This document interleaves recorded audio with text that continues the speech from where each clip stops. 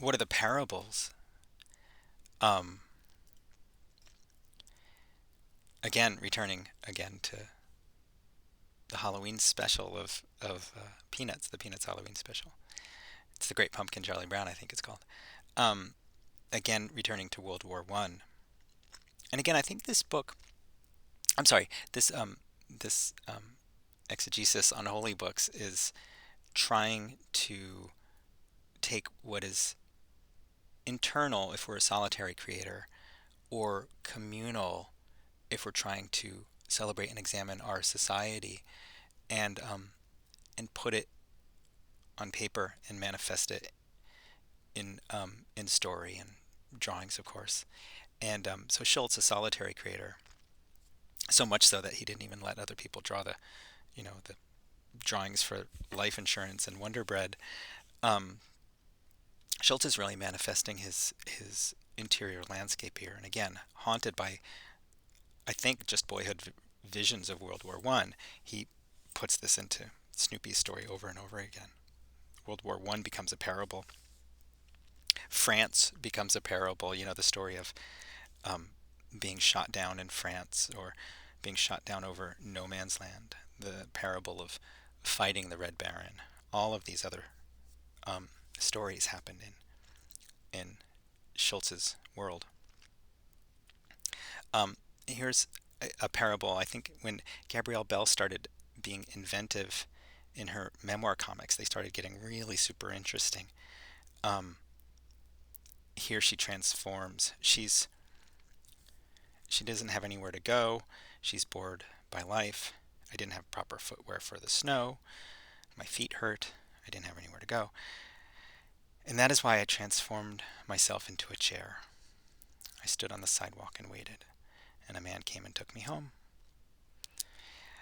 Um, and here, Gabrielle is living her perfect life, I think. Quiet, unobtrusive, um, sustained. She's able to read and and also serve. When the man comes home, she turns back into a chair. When he's gone, she reads his books. Um, Again, manifesting our sort of interior landscape. One of my favorite books, and actually the book that began the thoughts about this presentation, was this book by an old friend and student of mine, Celia.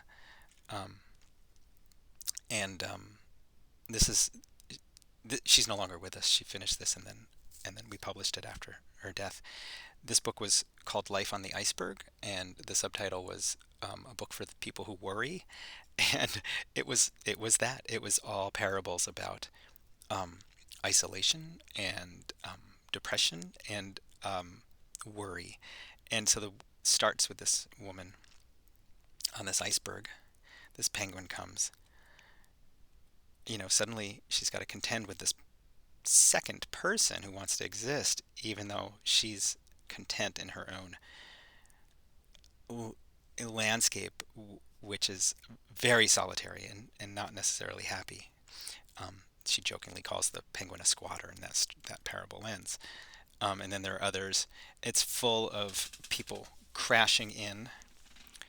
um, crashing in on the world. Here is a diver. He's actually also on a cell phone. He or she is also on a cell phone, and then crashing back down.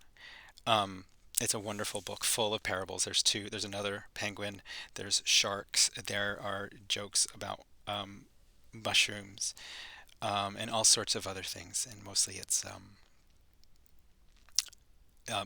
for to explore that inner landscape of what it means to be a person who thinks too much, who worries too much, who frets too much. What is happening when the world intrudes? I love this book, and there's a link to buy it in the.